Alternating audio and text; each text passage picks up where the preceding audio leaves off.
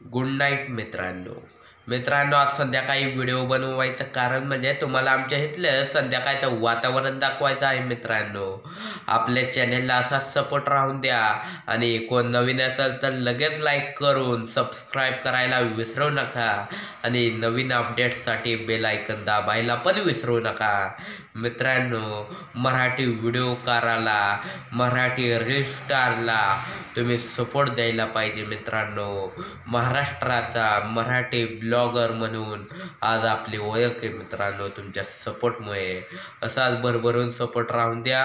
धन्यवाद. आणि आज आपला फुल ब्लॉग पण पडला आहे, पण अजून एक संध्याकाळचा व्हिडिओ म्हणून टाकायचा आहे तुम्हाला बघण्यासाठी. धन्यवाद.